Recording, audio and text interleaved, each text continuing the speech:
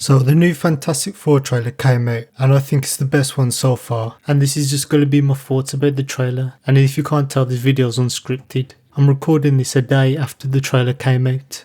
So the trailer opens with the Fantastic Four in some type of show. We can see that this version of the Fantastic Four are famous and they're celebrities, unlike the Fantastic version which made them like military people for some reason. Say that again? I think having the Fantastic Four as celebrities works best because you can tell that the citizens really look up to the Fantastic Four and they rely on them to protect them. I also have to say that I'm loving the costume design of all the Fantastic Four members. I wish Marvel would do this more often instead of overcomplicating the designs. Just give them simple designs that work. Yeah, sometimes it will look corny, but guess what? We're in a comic book movie. It's okay if they look corny. My only fear is that by the end of this movie, I hope that they don't get bring into the main MCU and they start to wear what we saw in Multiverse of Madness. I think it would be cool that if they go to the main MCU, they keep the 60s aesthetic. As they introduce in each member of the Fantastic Four, we see Reed Richards using more of his stretching abilities. I know in the past Reed Richards' stretching powers haven't looked the best, but here, in my opinion, I think it looks really good. I think that's because Pedro Pascal is wearing a long sleeve t-shirt and it's hiding his skin. The moment we see his skin stretching, in our mind it becomes uncanny, so it could look weird. We see InvisibleWoman use her powers. And I have to say, I like how there's this shimmer effect around her powers, and it's not just her waving her hands around. I like how in the MCU, people with telekinesis powers have a signature look to them. For example, Scarlet Witch, whenever she uses her powers, there's like red aura around her fingers. Hopefully they continue doing this with characters like Magneto. We see Human Torch flying across a billboard and it looks to be some type of suntan cream that he sponsored. I think this is such a good idea because it goes to show that these heroes have lived in this world for a long time. It makes it feel more real that these heroes have protected these people for so long and that they are trusted public figures. And finally, we see the Thing refusing to say his famous catchphrase. I like how constantly throughout the trailer, people are wanting him to say his famous catchphrase and he's refusing. He makes a reference that he only says that in the cartoon, which is true. You already know by the end of the movie he's gonna say it. He has to. I'm just glad that they didn't show it in the trailer. Also, I do like how the Thing is wearing clothes. That's something that the Fantastic version messed up on. What's that?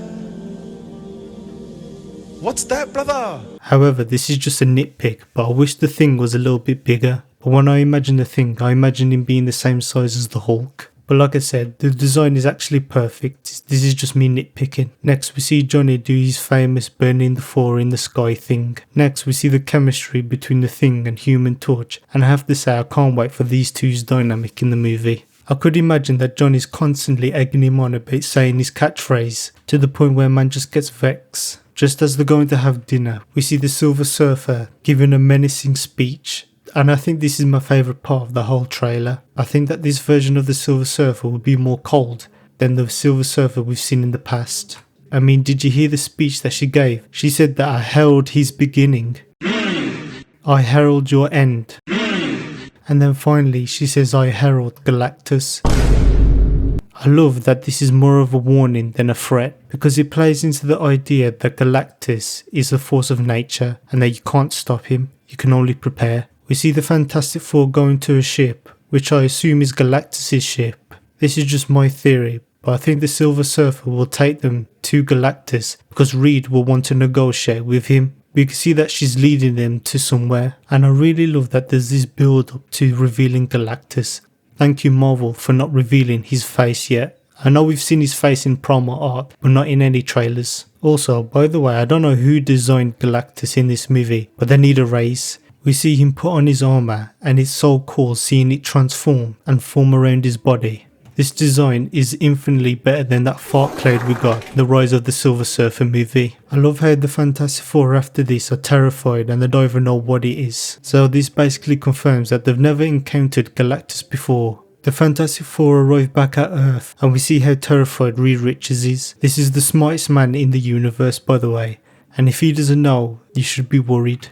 Next we can see Sue holding Franklin Richards, which I'm actually surprised that he's in this movie. Franklin Richards is extremely powerful, like he can manipulate realities and stuff like that. I doubt that we'll see his powers though, because he's just a child, but he might be the reason as to why Galactus is coming to Earth. I forgot what comic book it is, but basically Galactus is threatened by how powerful Franklin Richards is. So maybe that's what's happening here. As the trailer continues, we really see the family dynamic of the Fantastic Four, and I would say that's a key element of this group, and that's what makes them special. We also can see the pressure that Reed is under, having to figure out how to stop a being like Galactus. We see more of how Galactus will look. We see his feet, but it's something. I think this trailer did a good job at honing in how big the stakes are for this movie. Next in the trailer, we see him to be in Paris, and honestly I couldn't tell you what's happening. But if I had to guess, I think it's some type of force field that will be put around the Earth to protect them from Galactus. Next in the trailer, we have a really good moment between Johnny and Ben.